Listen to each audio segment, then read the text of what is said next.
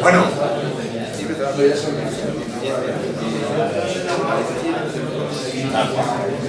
si no, empiezo ya. Es que siempre estamos igual con...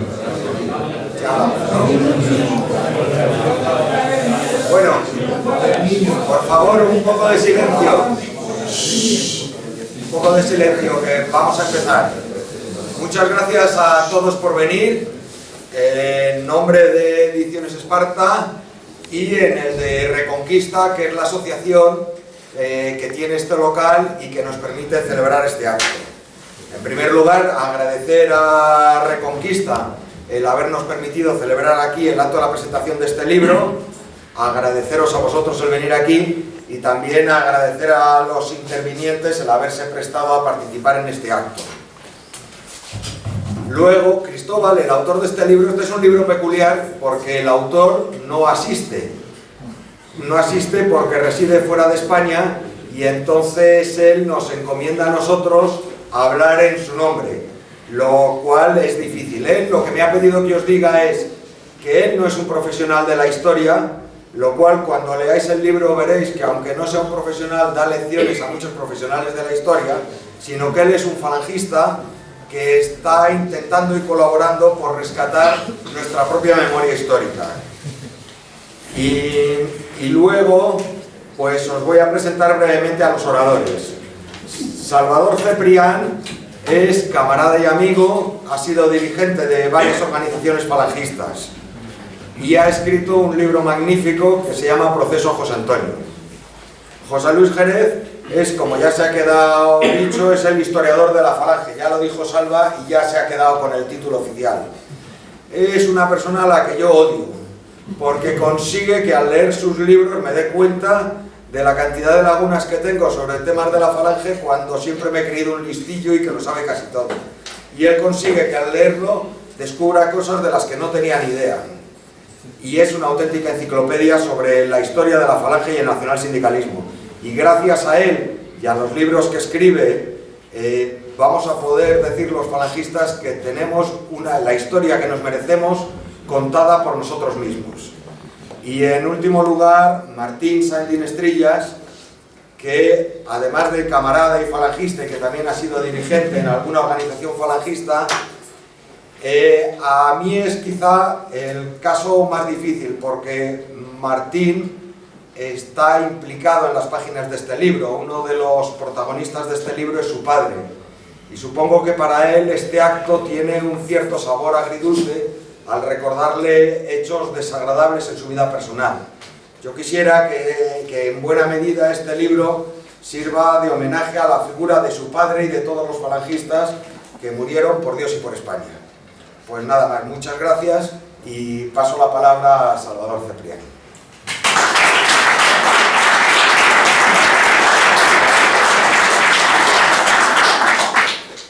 Hola, buenas tardes. En primer lugar, un pequeño capítulo de agradecimientos. En primer lugar, a todos vosotros por asistir una tarde de viernes como la de hoy a un local que no está muy céntrico y que demuestra pues, el interés que hay acerca de la obra de Cristóbal sobre la historia de la Falange. Y en segundo lugar, al propio autor. En primer lugar, por ser amigo y camarada y confiar en mí la presentación, no solamente de este volumen, sino del que hizo hace exactamente 4 años o 5, no recuerdo bien, que fue de cada 4 cayeron 3. La labor de Cristóbal, que desgraciadamente hoy no nos puede asistir, es muy importante porque, como bien ha dicho anteriormente Enrique, es ingeniero, no se trata de un historiador y, sin embargo, su actuación a la hora de investigar sobre la historia de la Falange y en especial sobre la historia de los caídos le hace ser un auténtico experto. En este sentido, debemos decir que las técnicas que aplica son completamente historiográficas, de analizar las fuentes, de ir a todos los documentos que pueden existir, a pesar de la gran dificultad que tiene porque su actividad profesional y su situación no le permite poder acceder como un historiador normal de carrera. En segundo lugar, hay que decir que el rigor de la obra hace que sea una obra imprescindible. Y esto lo digo aquí delante de José Luis Jerez, que es el historiador de la Falange, y que él dará buena cuenta de ello, porque creo que es de los libros más estudiados y más trabajados que hay de la Falange y de los que faltaban por terminar de desarrollar, para tener una historia completa de lo que es la Falange. Como bien he dicho, el primer libro fue el de Cada cuatro cayeron tres, que es la obra que intenta recoger el martirologio de la Falange desde el momento de la fundación hasta el 18 de julio de 1936, el momento en que se inicia la Guerra Civil.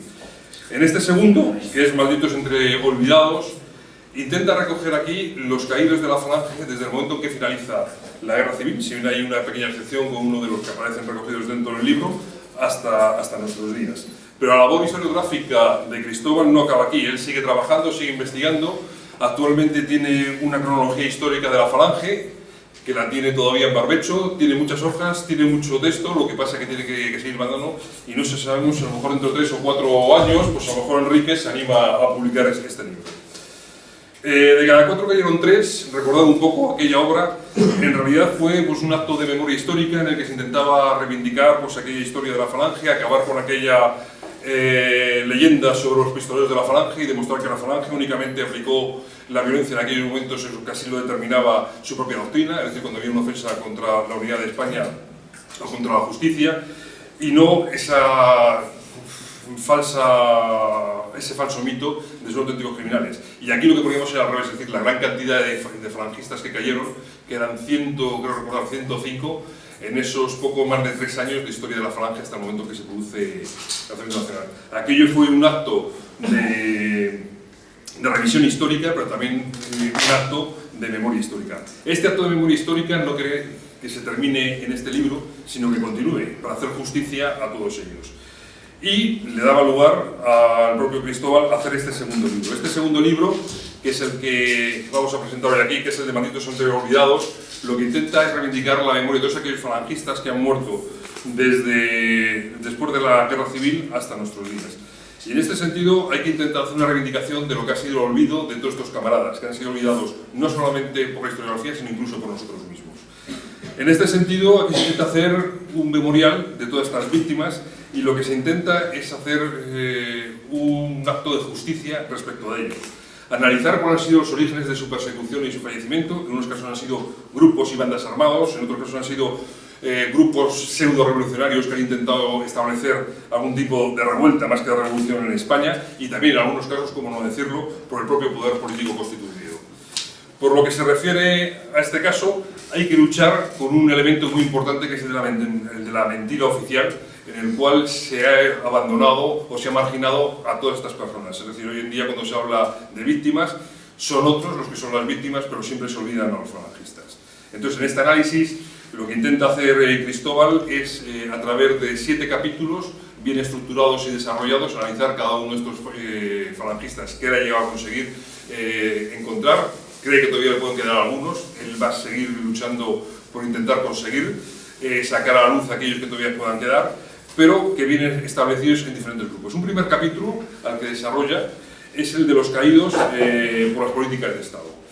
El segundo capítulo sería el que hace referencia a la ocupación británica del Peñón de Gibraltar, que también ha provocado caídas falangistas. En tercer lugar, a la guerrilla comunista, establecida sobre todo en lo que fue el maquis, aunque también hubo pues, algunos grupos anarquistas que intervinieron en esa época. El cuarto de los capítulos sería el que hace referencia a la guerra de Marruecos, y más que a la guerra de Marruecos, a la guerra de Ifni, y aquí tenemos dentro de las personas que está ahí pues a Nico Roa, que es un experto en el tema del Sáhara y que tiene un libro. Es más, en estas aulas hace unos años presentó una conferencia sobre él y esperemos que también algún día lo publique, porque es una parte de la historia que está también olvidada. El quinto de los capítulos sería el que hace referencia a la transición democrática, al proceso que se va desde el periodo del franquismo al actual sistema democrático parlamentario, en el que hay víctimas y hay víctimas falangistas y muy reconocidas. Y junto a estos habría un subcapítulo, pero claro, este subcapítulo es mucho más grande, que desgraciadamente es el de las víctimas del terrorismo ETA. Y finalmente, aquí he querido hacer también, Cristóbal, una pequeña referencia a aquellas personas que no han sido caídos, pero que sí han dado su vida por la Falange, y son un grupo de falangistas que murieron como consecuencia de cumplir con su servicio. Haciendo una pequeña análisis de cada uno de estos grupos, en primer lugar, aparece el grupo que hemos dicho anteriormente, los que han sido caídos como consecuencia de las políticas de Estado. Aquí, aunque parezca que no, durante el franquismo hubo un grupo de falangistas que por unas causas y otras fueron víctimas y fueron víctimas auténticas de la historia y de la historia falangista. Unos fueron muchas veces pues, por enfrentamientos dentro de diferentes familias que formaban parte del movimiento, otros fueron por situaciones de presión por parte de las potencias extranjeras en aquel momento en el que estaba en vilo la guerra civil y determinaban hacer determinado tipo de decisiones al gobierno imperante en aquel momento, y otros, en algunos casos, como consecuencia pues, de la conflictividad social que se podía producir. Dentro de estas víctimas tenemos, en primer lugar, a Juan Bautista Pérez de Cao, en segundo, a Juan José Domínguez, y en tercer lugar tenemos a Marciano Pedro Durruti. Estos son quizá 3 de los más conocidos, pero vienen hasta 7 personas que fueron asesinadas durante este periodo, que podríamos decir que es, cogiendo a Marciano Pedro Durruti, que se produce en plena guerra civil, hasta más o menos el final de la Segunda Guerra Mundial. En cuanto al segundo de los capítulos, que es el que hace referencia a la ocupación británica del Peñón de Gibraltar, también ha provocado víctimas falangistas. En este sentido, yo creo que aquí tenemos que hacer justicia, porque al final Gibraltar, que es una auténtica ofensa pues, para el orgullo nacional, ha dado pues, a 2 camaradas como auténticos mártires de lo que es la causa nacional, de la causa falangista, en una cosa tan olvidada como es el Peñón de Gibraltar. En este sentido, hay un olvido no solamente de las autoridades, porque casi se ha hecho referencia a ellos, sino también de los historiadores. Es decir, el Peñón de Gibraltar está ahí, no pasa nada y no se dice absolutamente nada. Lo único por los conflictos que tenemos fronterizos o por temas de narcotráfico, pero se olvida. Pero sin embargo, ha habido gente que ha seguido reivindicando y por esa reivindicación de los Peñones de Gibraltar dieron su vida. En estos casos pues, tenemos a José Martín Muñoz y a Luis López Cordón Cuenca. El tercero de los capítulos es el que hace referencia a lo que fue la guerra contra el maquis, que surgió pues, en el periodo de la Segunda Guerra Mundial, en el que todavía había grupos comunistas financiados desde el Partido Comunista de España en el exterior para abrir de lo que era el Estado Nacional en contra del régimen. Bien, con una guerrilla urbana, que fueron los primeros tiempos en los que se creó, si bien fue un auténtico fracaso, porque no tiene ningún tipo de respuesta a nivel social por parte del pueblo español, y una vez ya marginado de los núcleos urbanos, se situó en los núcleos rurales, donde era mucho más difícil la comunicación, la defensa y la protección de los ciudadanos. En este sentido, quienes eran el auténtico objetivo de estos maquis eran siempre, casi todos, miembros de la falange, miembros del movimiento nacional. Sobre todo en muchos de estos casos eran alcaldes de pueblos pequeños, de pequeñas pedanías, que estaban casi en situaciones de indefensión y donde eran auténticamente ejecutados por estos asesinos. En relación con estos caídos, pues podemos destacar aquí en primer lugar los famosos caídos del suceso de Cuatro Caminos, que está aquí cerca, que eran Martín Mora Fernández y David Lara Martínez, también los 2 caídos famosos de los sucesos del barrio de Vallecas, que fueron Joaquín Estevez y Hipólito Moreno, y finalmente una de estas pequeñas autoridades locales que fueron objeto también de asesinato por parte de estas bandas de maquis, tenemos a Juan Manuel Piñol Ballester, que fueron en Barcelona. Por lo que se refiere al cuarto de los capítulos, que es el que hace referencia a la guerra del Ifni, también hubo camaradas falangistas que dieron su vida por España. En este caso, hemos de decir que aquí fue en el proceso que se produjo de descolonización de Marruecos y el conflicto que generó después en relación con Ifni. Aquí fue una lucha que se produjo en relación con Marruecos y también con el Frente Polisario, donde fueron varios los falangistas que cayeron, y entre ellos podemos destacar a 2 de ellos, Antonio Sánchez y José Luis Gasterrana Larrera.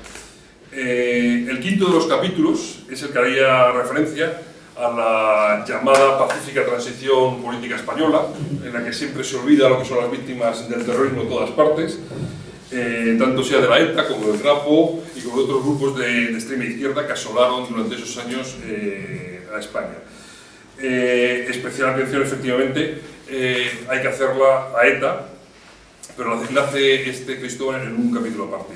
De lo que es propiamente la propia transición política, tenemos aquí 2 casos muy importantes dentro de las filas de Falange. Uno, la propia Falange de las Cons, que fue Ramiro Figueroa, que era un jefe local y que además era un representante sindical de la Falange, que fue asesinado por un compañero de trabajo comunista, que ayudó en un principio.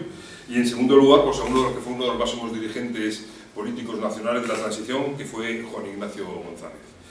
Dentro de este otro subcapítulo, que es al que hemos hecho referencia anteriormente, que es el capítulo 6, que es el objeto de los caídos por parte del terrorismo de ETA, aquí tenemos que destacar dos cuestiones muy importantes. Aquí a la hora de hablar de víctimas fuera de lo que es el personal militar y de las Fuerzas Armadas, cuando se habla de políticos siempre se hace referencia a los dirigentes y a los representantes políticos de los partidos supuestamente democráticos, del Partido Popular, del Partido Socialista, pero siempre se olvida que hubo falangistas desde el primer momento que empezaron a matar guardias civiles, militares y policías armados, había falangistas entre ellos.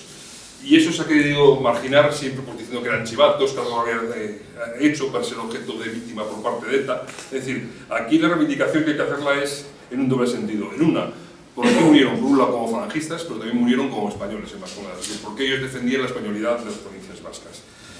Aquí hemos de hacer referencia igualmente a una política de medios que ha ocultado siempre a estos falangistas, siempre se ha querido hacer que eran ciudadanos anónimos, pues para evitar esa victimización de lo que era el grupo terrorista ETA y crear una especie de conflicto entre lo que es el pueblo vasco supuestamente y el Estado español, que ha ido ganando cada vez más activos, y eso lo vemos desgraciadamente en la política aquella de la que habló Arzayus, de que unos mueven los árboles y otros los bajan las nueces. En este sentido, desgraciadamente, esa política hoy en España está vigente. Pero eso no nos va a permitir no reivindicar los nombres de aquellos falangistas que fueron objeto de atentado por parte de ETA. Entre ellos, pues podemos destacar a uno de los que era miembro de las fuerzas de seguridad, que era Luis Carlos Albo, a un miembro que fue de los grupos falangistas entonces, que era Alfredo Aristondo, y finalmente, dentro de las Fuerzas Armadas, y aquí tenemos a su hijo, que es Martín, al comandante Ricardo Sáenz Estrella, que igualmente fue una de las víctimas de ETA. Finalmente, Cristóbal hace un último capítulo en el que quiere hacer referencia, aunque no son caídos, pero sí son personas que dieron su vida pues, por la falange, a un grupo de falangistas, porque por diferentes circunstancias, los miembros de las juventudes en su momento de la OGE, que fallecieron. Especial referencia le hacen su dedicación al libro, y nosotros, porque en aquellas épocas de los primeros años de la transición de los años 80, pues conocimos a ellas que eran a Marisa Correa de la Peña y a Carmina Ruano Maldonado. Finalmente, comentar que el libro, creo que es un libro que es perfecto, en el sentido de que ha analizado perfectamente todos estos caídos de la falange en este periodo, ha sacado lo que ha podido de la historia de cada uno de ellos, cuáles fueron las circunstancias de sus atentados, de cómo murieron, de cómo dieron ejemplo por España y por la falange, y quizá únicamente cerrar pues, con las palabras que inicialmente iban a haber sido el título del libro, pero quizá las cuestiones comerciales se cambiaron. En un principio Cristóbal quería poner por título al libro Dulce et decorum es pro patria mori, es decir, dulce es la muerte y el decoro por aquellos que dan la muerte por la patria. Muchas gracias, Alba.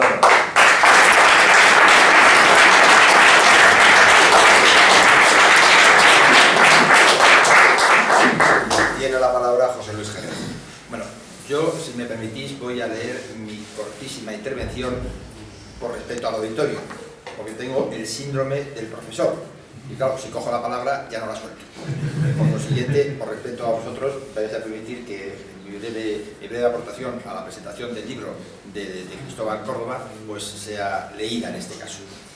Camaradas y amigos, el libro que hoy vamos a presentar del insigne autor y buen amigo Cristóbal Córdoba, Malditos entre los olvidados, lleva por un subtítulo muy clarificador: Historia de los falangistas muertos durante y después del franquismo. Que nadie piense, cuando lea el título y el subtítulo del libro, que es un texto recopilatorio de un obituario al uso. Que nadie piense eso. Es decir, voy a deciros lo que vais a comprar, porque antes decía Salvador que era un libro imprescindible, no, es un libro obligatorio. O sea, es un libro que no puede haber un falangista que no, vamos, que se exima de leerlo. Es obligatorio porque en él, y lo voy a decir después, encontramos un poco esa fuerza, vamos a encontrar esa fuerza, esa energía, esa potencia que nos va a animar a seguir adelante. Es por el contrario, el texto que hoy presentamos, un arduo y laborioso trabajo de investigación, realizado con paciencia monacal durante años y años de dedicación y entrega de su autor, orientado a exhumar la memoria y el recuerdo de grandes vidas falangistas truncadas por la incomprensión, en unos casos, y por la hazaña contumaz y persistente en la mayoría de los hallazgos que ha averiguado Cristóbal Córdoba. Falange Española tenía pendiente una deuda de honor, una laguna imperdonable en su historiografía, un hueco insondable que viene a llenar precisamente este libro, gracias a la búsqueda infatigable de datos y circunstancias sobre camaradas que fueron eliminados de forma inmisericordia y que alcanzaron con su martirio y su sacrificio el lugar que tenían asignado en la constelación de los luceros, sitial reservado a los mejores, a los caídos por la causa, a los mártires del ideal, aunque hasta el momento estaban en general postergados en el ostracismo más absoluto de los olvidados, carencia imperdonable entre las filas de los que nos sentimos sus camaradas y herederos directos y legítimos. Es imperdonable que hasta la publicación de este libro los camaradas que han sido víctimas, caídos por la causa, por el ideal y por España y por Dios, hayan sido absolutamente, no digo ya olvidados, sino postergados, proscritos. Eso, vamos, tenemos que entonar el mea culpa, no el te deum, sino el mea culpa. Con este libro se ha paliado en parte el baldón del anonimato que les cubría hasta ahora y se abren con sus revelaciones el acicate y el estímulo de su ejemplo, del ejemplo que nos dieron los camaradas que figuran en el libro que hoy comentamos. Es, por tanto, un libro de honra al dolor y al sacrificio, al tributo de sangre ofrendado a la fidelidad de aquellos falangistas que inmolaron sus vidas con la dignidad y el orgullo de su militancia y su compromiso con Dios, España y la Falange, por este orden correlativo de valores supremos. El día 1 de abril de 1939, con un escueto parte de guerra suscrito en Burgos por el generalísimo Franco, se ponía término a la cruzada de liberación nacional, y ese mismo día, con la victoria, estallaba la paz. Y digo, estallaba la paz, y a la prueba me remito con la lectura de este libro. A pesar de la nueva era que se abría en el horizonte, tras el silencio de las armas en los campos de batalla, encontramos falangistas asesinados, víctimas de la derecha más rancia y podrida del nuevo régimen, entre los que se destacan, entre otros, como ha resaltado muy bien quien me ha precedido en el uso de la palabra, Salvador, entre los que se destacan, entre otros, dos auténticos luceros del alba. Y le llamo luceros del alba por el fortísimo brillo que desprenden su vida y su muerte, como son Juan Bautista Pérez de Cabo y Juan José Domínguez Muñoz. Todos sabéis, me imagino, que Juan Bautista Pérez de Cabo fue el único falangista que escribió un libro que se llamaba Arriba España, sobre la Falange, que lleva el prólogo de José Antonio Primo de Rivera, siendo estudiante de Derecho en época de José Antonio. Es decir, es el único libro que editó el Falange. Falange editó periódicos, semanarios, periódicos no, semanarios, editó otro tipo de publicaciones, tablillas, carteles, tal. Pero libros, solamente hubo un libro editado, y como digo, refrendado y con el aval y con el marchamo de José Antonio Primo de Rivera. Pues ese libro fue precisamente el Arriba España de Juan Bautista Pérez de Cabo, que os encontraréis entre los que fueron víctimas de esa derecha recalcitrante que ha gobernado en España durante muchísimo tiempo y que sigue gobernando. No faltaron caídos por la utopía falangista de la recuperación del Peñón y Redento de Gibraltar. Fueron numerosos también los falangistas, lo vais a leer, asesinados por el maquis, aquellas partidas de terroristas desalmados y asesinos facinerosos. En este apartado me gustaría resaltar el apartado de los asesinados por el maquis, la muerte en Madrid de Martín Mora y David Lara, abatidos por los comunistas en el Popular, a quienes en el 25 aniversario de su asesinato me cupo el honor de mandar la centuria del distrito que les rindió honores ante la lápida que recordaba el lugar del execrable crimen.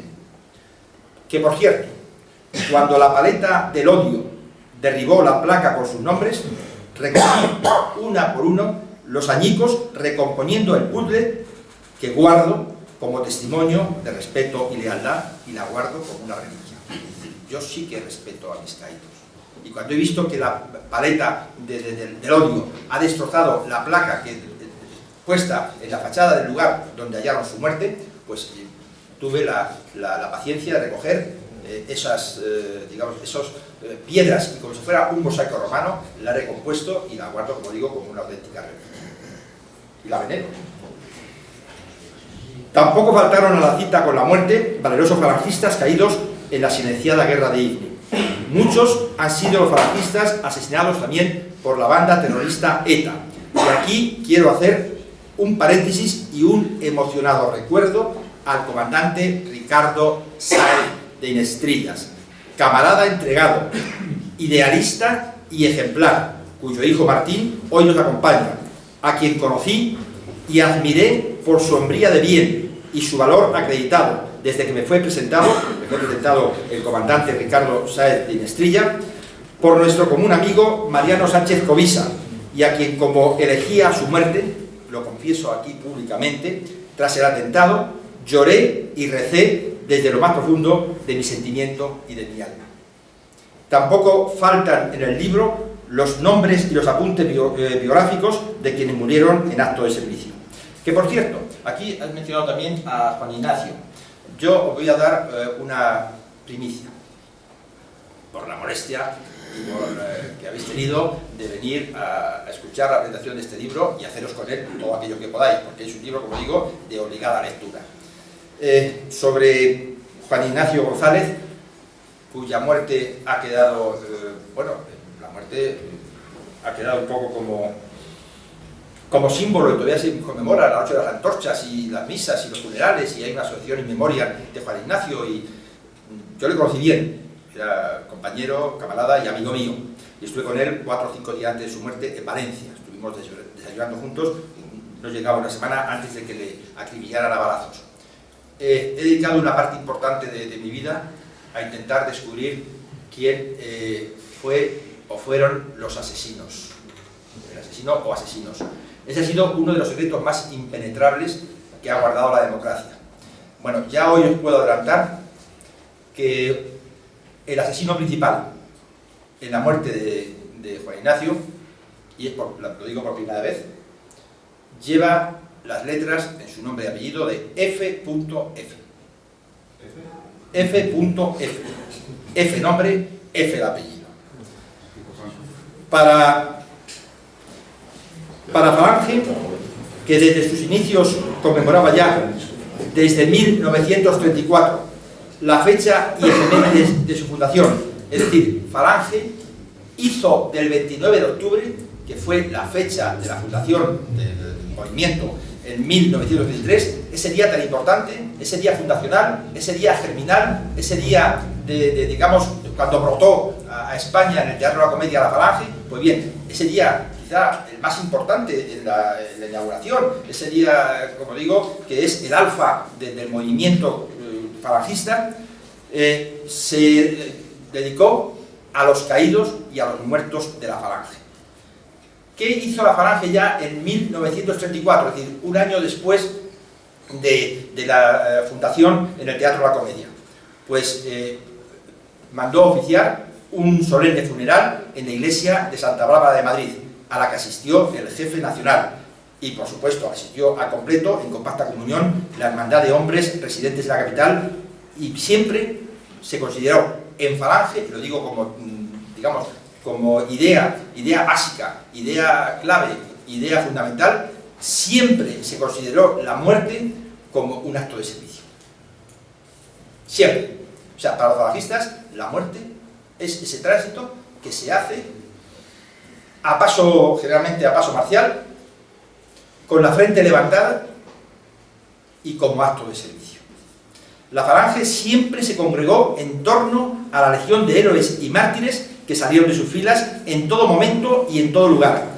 y que han formado un compacto martirologio de aquellos camaradas que renunciaron a la vida cómoda, muelle y sin sentido para emprender la vía dolorosa al servicio de las grandes empresas.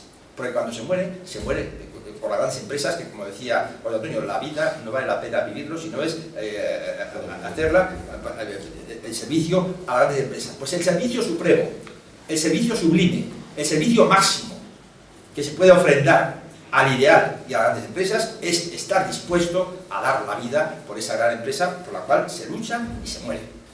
Rafael Sánchez Mazas, con palabras inspiradas y exactas, redactó una de las más bellas oraciones que se han escrito jamás como ofrenda a los muertos de la Falange, y que aún cuando todavía se lee o se escucha, nos estremece en lo más íntimo de nuestro ser.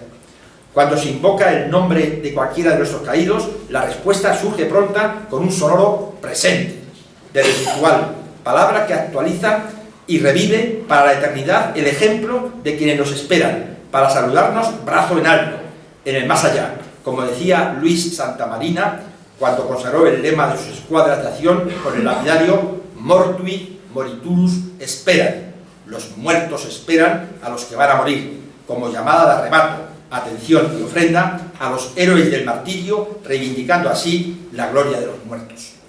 Los caídos son la diestra de Dios, los primeros y los mejores. Fueron los defensores de la fe, con puntos intercalados o sin ellos. A nuestros caídos ha quedado reservada, por su testimonio de sangre derramada, la corona de laurel y las simbólicas y sangrientas 5 rosas de color rojo vivo, como las flechas que son saetas que apuntan hacia los cielos, para que la tierra que cubre sus cuerpos les sea leve, como decían los romanos en épocas imperiales, sit tibi terra levis. Para la Falange, los caídos por Dios y por España ocupan el lugar de honor en el escalafón de méritos. Son el fuego sagrado de nuestro ideal, que revitaliza y anima de forma perenne nuestra recta conducta y nuestros desfallecimientos. Ellos cayeron para que España se mantuviese en pie. Contribuyeron así con su vida corta a hacer duradera y larga la vida de los pueblos heroicos con afán de integridad, cohesión y permanencia. La muerte, pues, no es el final, sino el ocaso que sirve de preludio al nuevo amanecer. En la canción de la Falange se insiste y se hace hincapié: si te dicen que caí, me fui al puesto que tengo allí. El libro que hoy se presenta reclama un espacio para los muertos de la Falange como potencias sacrales y un sitio para la memoria como motivo que debemos recuperar, porque para la Falange no están muertos los que yacen eternamente. Genera una actitud de compromiso y sacrificio para estar a la altura de quienes estuvieron dispuestos a dejarse la vida por una España mejor.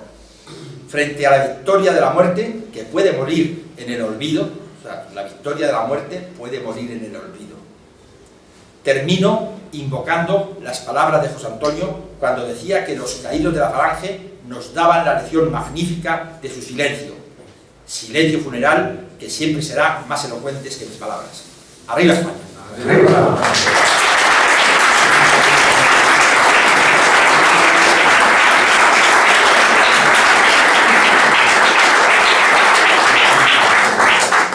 Ahora tiene la palabra Martín Sáenz de Estrellas. Buenas tardes. Perdonaréis que de vez en cuando me quito y me ponga las gafas, pero todavía no he descubierto la cosa del progresivo y si leo abajo no veo la cara y viceversa, así que de alguna vez me veréis que lo mismo estoy mirando y no os veo bien. El día en que conmemoramos el aniversario del asesinato de Matías Montero, en el 2011, tuve la fortuna de participar junto a Salvador activamente en la presentación de otro libro, el precursor de este, y del mismo autor, el que lleva por título De cada 4 cayeron 3, de la editorial de la Roja. Andaba yo entonces comprometido con un proyecto al que dediqué cientos de horas, hoy hemos hablado un poco de él, y que no fue otro que la realización semanal de un programa de radio y televisión por internet que llevó el título de La Gran Esperanza, La Voz de la Falange, rememorando también un libro de nuestro camarada, también fallecido, Rafael García Serrano. Había caído en desgracia por las mismas cosas de siempre, desde la antigua Radio Inter, donde nació, a la www de la Internet, por la incomodidad que adosábamos a los medios de derechas, recién llegados al grupo de la mano de la Gaceta, por la triste apatía que caracteriza a los que frecuentemente agrupamos bajo el adjetivo camaradas, en sentido amplio, por la falta de medios para sostener horarios y frecuencias más decentes y, desde luego, por el cansancio de los mismos hombros soportando esfuerzos permanentes, premiados con el silencio general de aquellos a quienes iba dirigido. Pero aún nos quedaron ganas para levantar otras 70 ediciones más de aquel proyecto que se convirtió durante unos años en una realidad semanal que, pese al razonable éxito de audiencia, para lo que estamos acostumbrados y para nuestras magnitudes, y sobre todo de invitados, de entrevistas, de autores y debates, terminó también por sucumbir por las mismas causas que la primera vez en la radio. Fue al amparo de aquel proyecto que empecé a entender la trascendencia de nuestra labor, pequeña y semiahogada en la difusión de ideas, en la recuperación de la verdadera memoria histórica, en la extracción del olvido de tantos y tantos camaradas que de diversas formas se dejan hasta el último aliento al servicio de una causa común, con tintes muy azules. Y así, tomé un contacto más directo con nuestros habituales editores, a los que nunca podremos agradecer suficientemente su labor permanente y discreta, con nuestros autores que existen bajo esa losa de silencios oficiales y con el esfuerzo de muchos por no dejar en el abandono el esfuerzo puto de tanta gente. Andaba yo entonces también empeñado en un ciclo de conferencias que llevó por título La transición de plomo y que me tuvo rodando por algunas ciudades españolas y que con la misma idea primigenia solo tenía una misión: tratar de recuperar para la memoria colectiva la suerte de los nuestros y de nuestras acciones y devolvernos la dignidad arrebatada, el reconocimiento a lo realizado, el ejemplo a seguir para futuras generaciones que de otro modo se perderán para siempre. Si entonces yo centraba mis esfuerzos en una corta memoria de los costes humanos de la transición, mi propia memoria de combatiente urbano político de la época, aparecía a llenar un hueco sonoramente vacío aquel primer estudio de Córdoba, que rescataba íntegramente en azul buena parte de la sangre derramada y desconocida, en la que bebían nuestros ideales antes de nuestra cruzada. Aquel libro cuya misión me resultaba imprescindible miraba, sin embargo, en la misma dirección que solemos mirar demasiadas veces los falangistas, hacia atrás. Y si bien es cierto que es sobre la sangre de aquellos sobre los que hirvió no pocas veces la nuestra, no es menos cierto que ya hemos derramado sangre nueva tantas veces, en todas las épocas y con todos los enemigos posibles, como para registrar un nuevo martirologio que nos devuelva la mirada hacia adelante, hacia lo contemporáneo, y que nos haga entender que aquello por lo que se moría entonces es también aquello por lo que se muere hoy. Pero que permanece.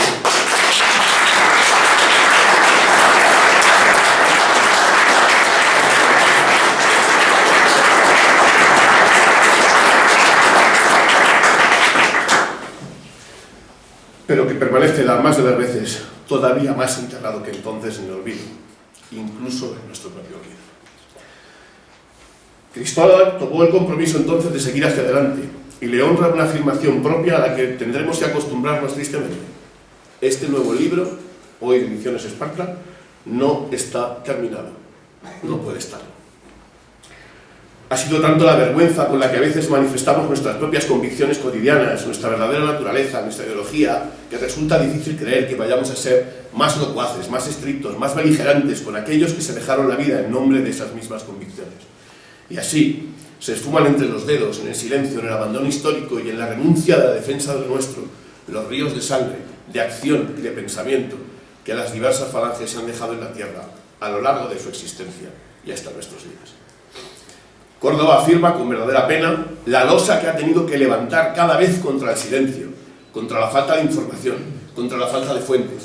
Ha recurrido, curiosamente, a las afirmaciones de nuestros enemigos en Internet, aquellos que por mor de la memoria histérica han ofrecido a veces datos que han permitido seguir la pista de los nuestros hasta construir una biografía verosímil. Pero no está terminado. Él lo sabe y se compromete a seguir trabajando en ello porque aún falta mucho por hacer. Lo primero, romper con los complejos y las viejas clasificaciones. Entender que no es liberal el que milita en el Partido Liberal, sino el que tiene convicciones liberales. No es comunista el que milita en el Partido Comunista, sino el que sigue postulados marxistas, leninistas y está convencido de su fe. Que no es socialista o socialdemócrata o democristiano el que milita en uno u otro partido concreto, sino el que respira por los poros la ideología que les ampara. Y que, por supuesto, no es falangista el que milita en una u otra organización que contemple en su interior las siglas fundacionales, aunque como los peronistas y montoneros esto muchas veces no signifique gran cosa, sino el que bebe en las fuentes del nacionalsindicalismo como doctrina política, como estilo de vida, como principio de acción, el que cada día se define como tal y actúa en consecuencia, el que es capaz de entregarse una y otra vez, sin grandes reflexiones, a la acción pronta, una y otra vez, con grandes reflexiones, a la construcción lenta y eficaz de la nueva España de hoy. Que es falangista quien se declara, vive y piensa en falangista, milite o no en una organización de las que acumulan las siglas, y que como tal merecen el recuerdo, el respeto y el reconocimiento de todos nosotros. Esos complejos a los que me refiero han hecho caducar en la misma línea de salida trabajos anteriores o contemporáneos a los de Córdoba. Víctimas del silencio o acoso de ETA a la falange, este librito que tengo aquí, es un buen ejemplo de ello. Seguro que bien intencionado, quizá por falta de método o de rigor científico, quizá por desconocimiento. Un trabajo que estaba llamado a restaurar nuestra memoria no pasó de un pequeño resumen. Pero me inclino a pensar que fue más por esos complejos a los que me refiero. De un lado, la aplicación del falangistómetro, que también manejamos continuamente. Esas separaciones entre los camisas viejas y los camisas nuevas, entre los del régimen y los auténticos, entre los sedillistas y los de Sigfredo, los raimundistas y los decenas de feis, feas, fas, MFS, fejons, jons, etc., que han hecho que nos pasemos media vida acreditando nuestra propia condición de falangista y dejando caer en el olvido a quienes como tales sembraron de dolor nuestras filas con sus ausencias hasta que nos olvidamos incapaces de reconocerlos. Pero aún hay un complejo mayor y más peligroso aún, el de la patente de corso. Ser falangista implica, por lo visto, ser puro, inquebrantable y casi etéreo. Si no eres así, no eres falangista. Y si incuestionablemente eres falangista, entonces las versiones que han puesto en duda tu halo de virtudes son necesariamente falsas. Añagazas del enemigo para tu descrédito y de la falange. ¿Cuánto daño hacen esos complejos dando patente de corsos a alguno que quizá nunca debieron estar en nuestras filas y restando memoria, recuerdo y condición a quienes, siendo falangistas hasta el tuétano desde la cuna, pasan desapercibidos para evitar el contagio? Por eso el trabajo de Córdoba viene a rellenar muchos huecos y por eso está inconcluso. Con cierto rigor ha presentado los casos más sonoros de caídos durante el régimen que desarticuló la falange primigenia, convirtiéndolo en otra cosa. Pero con ese mismo razonable rigor ha recuperado para ese martirologio, fuera de complejos, a quienes en otras obras habían sido sonoramente expulsados, quizá sin querer, o quizá porque no convenía preñar de espadones el halo purísimo de la falange acomplejada.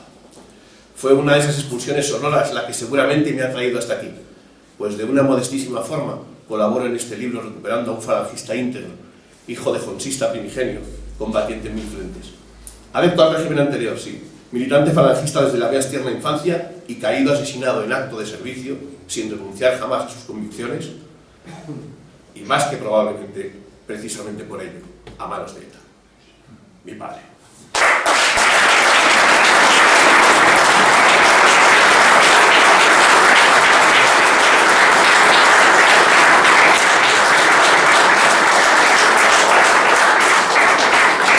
Fue con esa terrible ausencia del trabajo de Iván García Vázquez que antes he mencionado que tomé definitiva conciencia de que no solo es histórico, bueno y recomendable, sino que es imprescindible el trabajo de recopilación y homenaje, de enseñanza y reconocimiento de todos aquellos que, movidos por un ideal y dispuestos siempre a entregarse en cuerpo y alma a la causa, regaron nuestras almas con su sangre. Y por eso es un trabajo inconcluso y permanente, porque estoy convencido que semilla tan fértil como la de las 5 rosas ha tenido sin duda que dejar más siembra, aún desconocida, no recuperada, y en palabras del prologuista Salvador Ceprián, doblemente víctimas, no ya de sus asesinos, sino de la sociedad y de la historia. Hoy tenemos la suerte, aunque no faltarán opiniones que cuestionen el falangismo de alguno de ellos, de volver a recuperar para nuestra verdadera memoria algunos de esos olvidados. Muchos, sin duda, no cayeron por ser falangistas, pero seguro que todos cayeron como falangistas. Y es que la condición de falangista es o debe ser inherente a la conducta diaria. Y si uno es falangista, es que ha asumido compromisos consigo mismo, con la sociedad y con la patria, que le impiden vivir de otro modo, que le impiden morir de otro modo. Así, para los que muchas veces nos jugamos el tipo en la trinchera urbana, me agrada recuperar para la memoria a los caídos de la transición que tanto hemos reivindicado. Para los que alguna vez formamos parte de un comando que arrió la bandera inglesa del Castillo del Moro, que hizo la española, siquiera durante unos minutos antes de caer presos o ser expulsados del Peñón, nos agrada recuperar a nuestros héroes anteriores, que más allá de la prisión, dejaron la vida en una puerca soga inglesa. Para los que hemos tenido la triste ocasión de sufrir el zarpazo del terrorismo en carne propia, nos agrada ver cómo el autor recupera la condición de falangistas de nuestros camaradas caídos a manos de ETA, si no por, sí como falangistas. Para los que a la condición de falangistas de nuestros deudos tenemos que añadir la tan frecuentemente condición de africanistas de muchos de ellos, por su condición militar y su pasado de servicio en los protectorados, nos agrada recuperar de un plumazo dos cosas a la vez: las milicias universitarias plagadas de caídos falangistas y en defensa de la patria, y la guerra de IGNI, que al parecer nunca existió. Maldita sociedad y maldita historia criminal. Y para todos, falangistas y no falangistas, este libro propone además dos bloqueos a favor de la verdadera memoria y desarma una de las posiciones más fuertes del actual adversario. Por un lado, la verdadera heroicidad de los nuestros frente al maquis y la verdadera estulticia y criminalidad de aquellas bandas, partidas de criminales, que diezmaban nuestras filas en tiempos de paz. De otro lado, un pilar no menos importante, al que probablemente debe el subtítulo de este libro: Historia de los falangistas muertos, en vez de asesinados.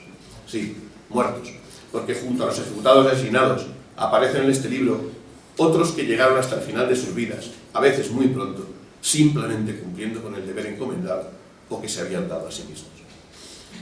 Esa actitud no dispara tan fácilmente las emociones de heroísmo y valor, pero estoy convencido de que no les van a la zaga y de que forman parte de la esencia falangista. Esa esencia que permite hoy seguir existiendo pese a todo, pese a todos, por ese heroísmo silencioso e innato de seguir haciendo cada día lo correcto por la causa. A Cristóbal solo le puedo pedir que, fiel a su declaración de intenciones, no termine este libro nunca. Que no le tiemble el pulso para subir o bajar a él a quien es la historia verdadera y no el odio, la cobardía o la miseria moral acredite el puesto. Porque dulce decorum est pro patria mori.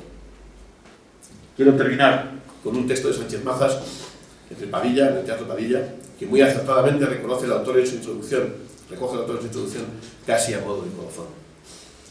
Nos pusieron primero cerco de silencio, nos pusieron después cerco de hambre. Pensaron que la falange se rendiría, pero entre el cerco de silencio y el cerco de pobreza, nosotros íbamos construyendo nuestro castillo fuerte para España. No sabían que con el dinero se hace algo, pero con la pobreza puede hacerse todo.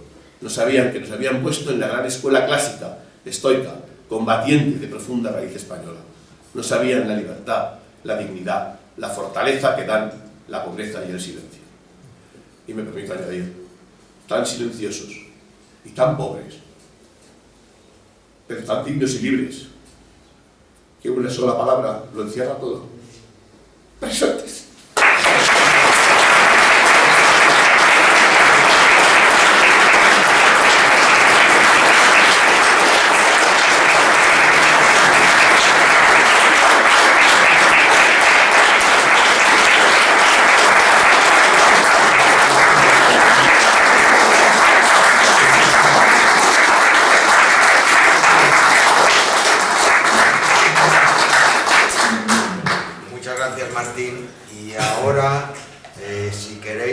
Hacer alguna pregunta, por favor, ser breves y concisos, pues podéis levantar la mano y yo os iré dando el turno de palabra si alguno queréis preguntar algo. Sí, yo quería saber si van a tener difusión mediante televisión, radio, etcétera, el libro, que me parece más cierto, si va a tener algo de difusión. Por desgracia, las iniciativas editoriales de nuestro campo y lógicamente que es un libro políticamente incorrecto, difícilmente tendrá acceso a las televisiones. Muchas veces el propósito al editar es que por lo menos quede el testimonio de lo que nosotros queremos, de lo que nosotros defendemos, de la vida y la muerte de nuestros camaradas, para que luego el que lo lea le sirva eso como una antorcha o como munición, en cualquier caso, para salir a la calle y defender la verdad. Como una vacuna. Eso es. Pero ya el llegar más lejos, por desgracia, eso es muy difícil para cualquiera de los editores que nos dedicamos a esto. ¿Alguien más quiere preguntar? Si no, simplemente... Una cuestión para Jerez, se habla de los olvidados. Yo he estado recopilando cosas sobre Berlín. Se puede ver como los olvidados, a estos falangistas, cuando se repatrió de Isla Azul, la Legión Azul, quedaron cumpliendo el juramento de fidelidad defendiendo Berlín hasta el final, que también fueron olvidados los que volvieron también por el régimen, porque no convenía. ¿Se pueden considerar también? Bueno, primero voy a decirte que es que se puede considerar, no son olvidados, o sea, que se consideren que lo son. Y además que tuvieron, en fin, los que fueron más leales a la causa, los que fueron más intransigentes, los que fueron más indomables. Cuando la División Azul regresó a España, y ellos se quedaron con sus camaradas alemanes para defender al enemigo que habían ido a combatir, pero ellos querían combatir hasta el final, es decir, hasta la emplazada final. A esos españoles, inclusive, se les denegó la nacionalidad española, y te voy a decir por qué. Por haber servido en las fuerzas de una potencia extranjera. Es decir, se llegó a la esquizofrenia semejante. Lo que sucede que en el libro, y vamos, no quiero seguir yendo por esa deriva, en el libro se recogen los camaradas falangistas asesinados y que han caído en muerte violenta no bélica, es decir, no en el frente de batalla, no en la trinchera. O sea que eso sería otro capítulo, sería otro libro, sería otra historia. Pero vamos, te digo esto porque vamos a las preguntas... Ampliando un poco tu respuesta, Cristóbal tenía interés en hacer algo de eso. Lo que pasa es que al final lo dejó porque se da cuenta que eran tantos miles de caídos y después iban a ser tantas las ausencias que al final decidió no hacerlo. Eso sería una enciclopedia. Claro. O sea, eso sería Tenía que ser de la guerra civil, tenía que ser de... Claro, la cantidad de falangistas que dejaron su sangre, vamos, en guerra española, muriendo por la patria, por el fusil o con la bayoneta calada. Es decir, eso, pero eso sería, como digo, otra historia. Lo que sí que quiero deciros es que las preguntas que hagáis para que sean reconducidas hacia el libro que nos ocupa, porque lo otro, como digo, es un poco tangencial. Una pregunta para José, que imagino que en la historia. Supongo que no se la mención porque no murió. ¿Que no? Supongo que no se la mención porque no murió, pero fue un atentado importante. El de Alberto Aguilera, el chaval de Falange Juvenil. Sí, Álvarez. Claro. Sí. Jesús. ¿Sabe el libro? No sabe porque no es víctima. Bueno, no es víctima, pero... Claro, aquí están los muertos. Y es que Álvarez, milagrosamente, providencialmente, y digo providencialmente, como he hecho la pregunta a mí, te contesto yo, providencialmente sobrevivió a aquel atentado. Y además, porque la bala era, digamos, a lo mejor fue un daño colateral, y no digo más. ¿Tienes certeza de eso? Sí.